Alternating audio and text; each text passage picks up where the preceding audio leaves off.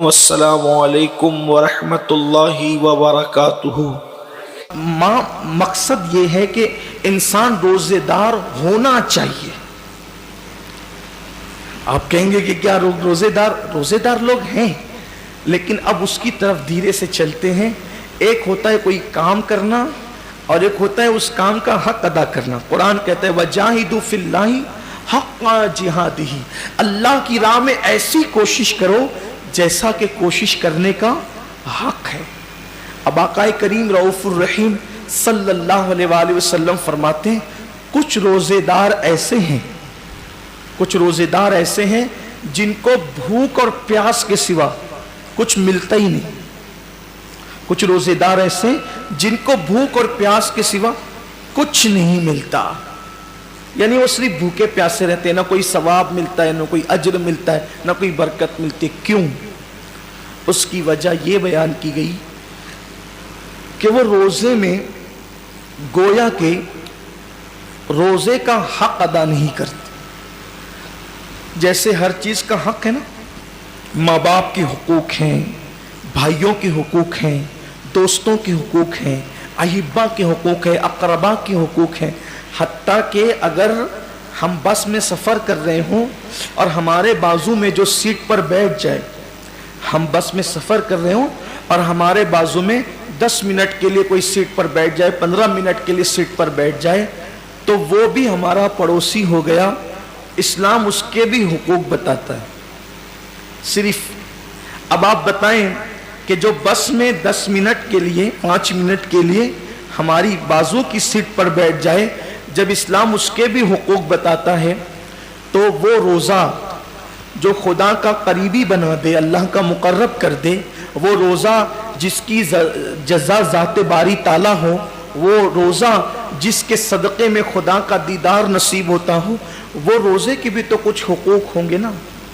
جیسے نماز کے بھی کچھ حقوق ہیں، نماز کے بھی کچھ حقوق ہیں کہ نماز جب پڑھو تو تعدیل ارکان کے ساتھ پڑھو۔ یہ تعدیل ارکان کیا ہے؟ یعنی کہ ایک کے بعد ایک جو حکم دیا گیا ارکان کی ادائیگی کا بالکل تمانیت کے ساتھ ہو۔ ایسا نہیں ہو کہ آپ کی ٹرین چھوٹ رہی ہو، ایسا نہیں کہ نماز ایسے پڑھو کہ جیسے آپ کی ٹرین چھوٹ رہی ہو، یا ایسے بھی مت پڑھو کہ جیسے کسی نے آپ کی ہاتھ پیر میں وزن لٹکا دیا ہو کہ اٹھنے سے ہی معذور ہو گئے آپ۔ اور ایسے بھی نہیں کہ جیسے آپ کوئی استنجا کی حاجت ہو کہ جلدی سے سلام پھر کے آپ استنجا جانا چاہتے، یہ بھی نہیں ہو۔ تمانیت کے ساتھ کہ خدا کی عبادت، لوگ رکوع سے پورا کھڑے بھی نہیں ہوتے، جھٹ سے سجدے میں چلے جاتے، اور کچھ لوگ کھڑے ہونے میں اتنی دیر لگاتے ہیں، ایسا لگتا ہے جیسے بیچارہ 10 سال سے تو کم سے کم مریض ہے۔ نہ یہ عادت اچھی ہے، نہ یہ عادت اچھی، کیونکہ قرآن کہتا ہے منافقوں کی نماز بیان کرتے ہوئے کہ جو اس طرح منافق اس طرح نماز پڑھتے ہیں سستی کے ساتھ، بالکل سستی کے ساتھ، ایسی نماز نہیں۔ اعتدال رسول اللہ صلی اللہ علیہ وآلہ وسلم کا جو فعل ہے۔ تو اسی روزے کے کچھ حقوق ہیں، اللہ کے حبیب صلی اللہ علیہ وسلم نے روزے کے حقوق بتائیں۔ اگر ان حقوق کو سامنے رکھتے ہوئے ہم روزہ رکھیں گے تو انشاءاللہ آپ دیکھنا روزے کی برکت کتنی محسوس ہوگی خود اپنی زندگی میں۔ کیونکہ روزہ وہ ہے کہ آقا علیہ السلام ایک بار، وہ مشہور حدیث پاک ہے کہ جمعہ کا خطبہ دینے کے لیے ممبر پر تشریف لے جا رہے تھے، تو حضور نے ایک کے بعد ایک 3 بار آمین فرمایا۔ تو صحابہ نے پوچھا کہ آپ نے آمین کیوں کہا؟ تو کہا جبریل آئے تھے اور وہ دعا کر رہے تھے تو میں نے ان کی دعا پر آمین کہا۔ تو سرکار فرماتے ہیں جبریل نے یہ دعا کی کہ اللہ جو ماہ رمضان شریف پائے اور عبادت کر کے اپنی مغفرت نہ کروا لے، تو اس کو اپنی رحمت سے دور کر دے، تو اس کو اپنی رحمتوں سے دور کر دے۔ تو میں نے آمین کہا۔ مطلب یہ ہے کہ رمضان شریف میں صرف عبادت ہی نہیں کہ چلو بس عبادت کر رہے ہیں، عبادت ایسی کرو کہ اللہ اس عبادت سے خوش ہو جائے اور ہماری مغفرت فرما دے، یعنی عبادت یوں ہو۔